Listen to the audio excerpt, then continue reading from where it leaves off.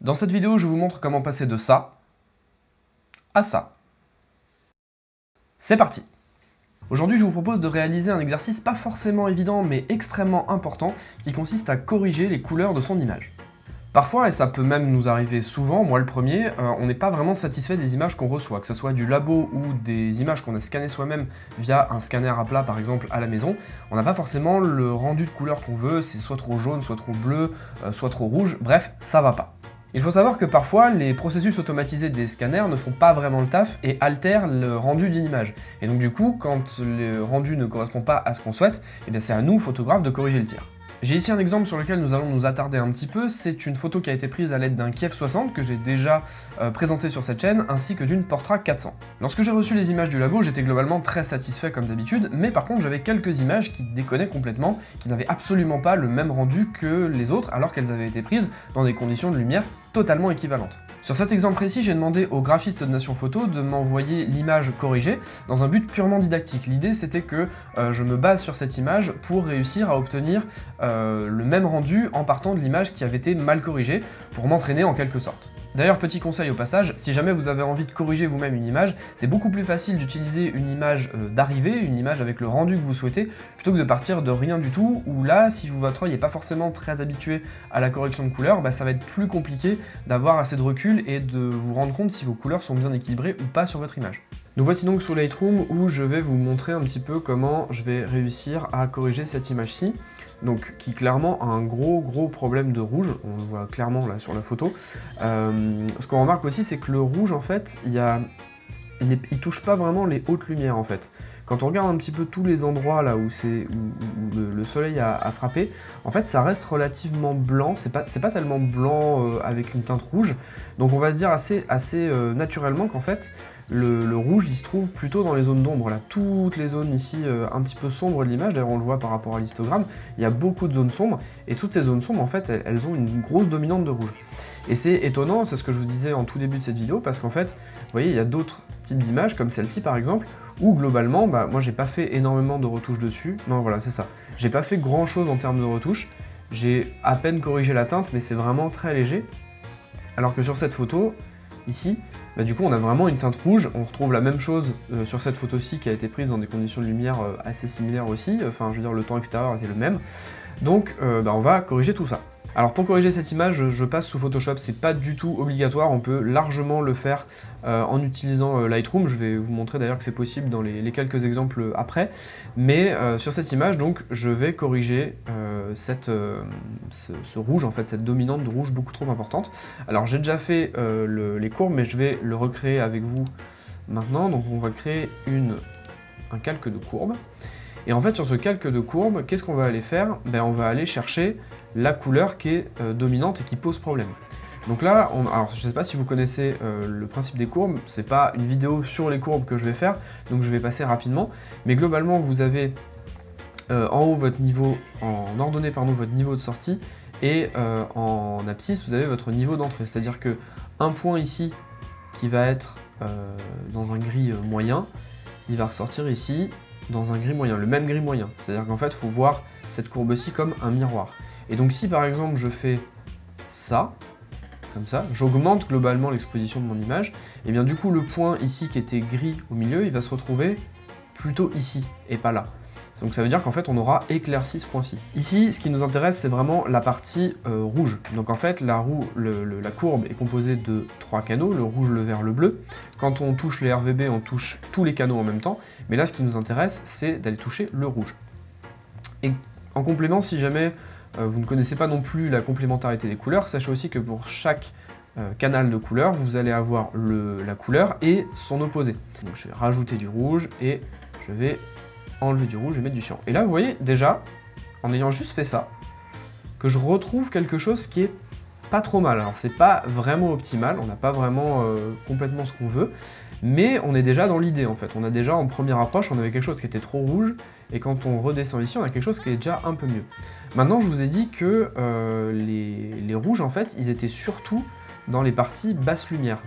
Et c'est ça en fait qu'on va essayer de corriger, parce que là, grosso modo, on va toucher sur tout ce qui va être gris moyen, enfin je veux dire les mid-tones, les tons moyens de l'image. Or si on fait ça, comme ça, et qu'on déplace un petit peu plus le curseur plutôt vers les basses lumières, et qu'on cherche ici à ne pas trop en avoir dans les moyennes lumières, et bah du coup on retrouve quelque chose qui est un peu plus équilibré. Voilà. Et après on peut jouer sur les points, hop là, pour avoir quelque chose qui nous plaît vraiment. Je vais même accentuer encore la partie dans les basses lumières, parce qu'après il faut quand même garder le naturel de l'image, dans le sens où il ne faut pas que l'image soit toute bleue d'un coup, il faut quand même garder une certaine cohérence. Et là je trouve déjà dans une première approche qu'on est plutôt pas mal.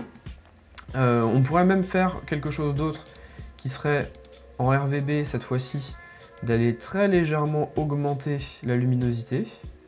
Hop là, même peut-être plus dans les basses lumières. Tac, voilà. Et donc si on fait un avant-après déjà, on a complètement autre chose et on a carrément réussi à corriger notre image. Et si je vous montre aussi la photo qui avait été faite et qui m'avait été envoyée corrigée, hop là, on se retrouve avec ça. Alors lui, il est plus parti dans du bleu pour le coup, il a pas trop laissé cette dominante rouge, et c'est pas mal d'avoir en fait l'exemple avant-après, puisque du coup ça vous permet de comparer et de voir un peu ce que la personne a fait. Alors là, très honnêtement, en regardant la retouche que j'ai faite et en regardant la retouche que le graphiste a fait, je préfère ma retouche parce que je trouve que lui, il est allé trop dans le bleu. On a plus ce côté chaud en fait du soleil qui réapparaît, qu'on a un petit peu plus ici. Après, en comparant les deux, on voit quand même que la mienne est beaucoup plus rouge encore, donc ça pourrait être pas mal en fait de revenir dans les courbes, d'aller dans le rouge, et peut-être de diminuer encore le rouge dans les tons moyens, ça peut être pas mal. Mais au moins voilà, on a quelque chose d'assez naturel et de plus cohérent en termes de couleurs, surtout par rapport aux autres images. Voilà, c'était un premier exemple que j'avais envie de vous montrer, mais sachez que c'est pas la première fois que ça m'arrive, loin de là, et j'ai compilé quelques exemples, 2 ou 3 en plus, que j'avais envie de vous montrer dans cette vidéo. Passons maintenant sous Lightroom avec cette première photo, qui est une photo de mon grand-père que j'ai prise en juillet dernier, et quand on regarde le avant-après dans le module développement, eh bien on se rend compte que on avait un petit peu le même problème que la photo précédente. On a une image qui est globalement très rouge, et ici on a une image qui est beaucoup plus équilibrée en termes de couleurs, qui est un petit peu plus naturelle. On voit par exemple derrière dans cette zone-ci que le vert du grillage, enfin, du revêtement, il est beaucoup plus naturel que ce qu'il est d'habitude. Mon grand-père, il a une peau qui est beaucoup plus naturelle et qui correspond à son teint habituel. Pareil, sa chemise, elle est dans des coloris qui sont beaucoup plus logiques. Le feuillage derrière, bref, on a réussi à corriger tout ça. Et globalement, comment j'ai fait? Déjà, j'ai augmenté un petit peu l'exposition, parce qu'on voit entre les deux images qu'on n'a pas du tout la même exposition. J'ai baissé un petit peu les hautes lumières, parce que du coup, à cause de l'augmentation de l'exposition, j'avais quand même des hautes lumières qui étaient un petit peu fortes. Vous voyez que j'ai pas touché à grand chose à part ça, et j'ai surtout touché, hop là, la courbe ici du rouge, où j'ai carrément en fait considéré que les premiers pixels qui étaient dans le noir, quasiment le noir complet, étaient noirs en fait. Je les ai re-rendus vraiment noirs, parce qu'ici on avait un petit problème, c'est qu'en fait on n'avait pas de noir vraiment, on n'avait pas de noir profond, on avait que du gris très foncé, mais on n'avait pas de noir profond, donc j'ai fait ça en tout cas au niveau du rouge, et du coup ça m'a donné des choses qui dans les noirs étaient beaucoup plus cohérentes, et derrière après la courbe est venue complètement se corriger d'elle-même.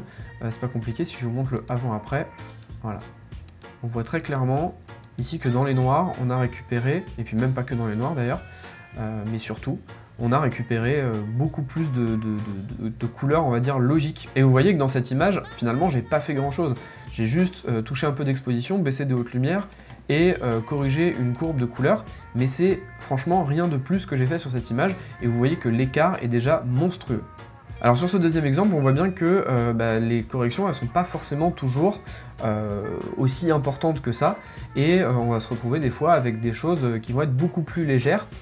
Typiquement ici, j'avais remarqué que dans son béret, il y avait légèrement trop de rouge à mon goût, donc vous voyez que j'ai corrigé, mais très léger, c'est vraiment pas grand chose.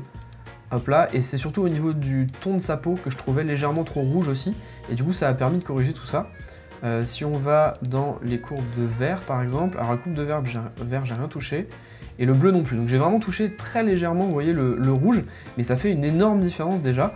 On voit déjà ici que les couleurs sont plus naturelles, et puis après ici j'ai simplement augmenté l'exposition et mis un petit peu de vibrance. J'ai aussi corrigé légèrement la teinte parce que je trouvais qu'ici c'était un petit peu trop vert, donc j'ai fait l'équivalent de ce que peuvent faire les courbes, mais à ce niveau-ci, et j'ai touché directement la teinte en mettant +4 dans le magenta.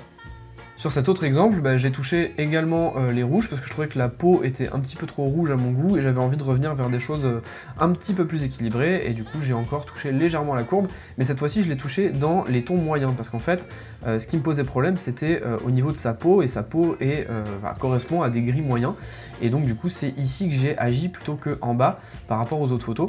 Et après globalement j'ai juste mis un peu de contraste, augmenté l'exposition et puis touché à la vibrance pour vous donner un petit peu plus de peps à la photo.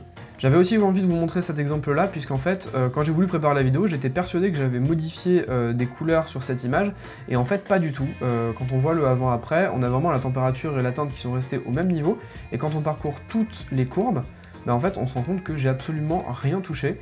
J'ai même regardé au niveau du TSL, j'ai vraiment rien touché, j'ai pas touché la teinte ni rien. Et en fait, tout ça pour vous dire quoi? C'est que si vous bougez des fois certains réglages d'exposition et de contraste, vous vous retrouvez pas tout à fait avec les mêmes lumières, et pas tout à fait l'équilibre que vous aviez au départ au niveau des couleurs. Et donc du coup, déjà rien que ça peut changer. On peut le voir notamment ici, où j'ai éclairci en fait l'image, et où globalement on n'a pas du tout les mêmes teintes qui se retrouvent au niveau du sol. Après, sachez que les exemples sont infinis et vous allez pouvoir trouver différentes façons de corriger vous-même vos images. Je vous montre encore quelques exemples pour que vous vous rendiez compte du avant-après, sans forcément trop les détailler, mais vous avez compris le principe, je pense.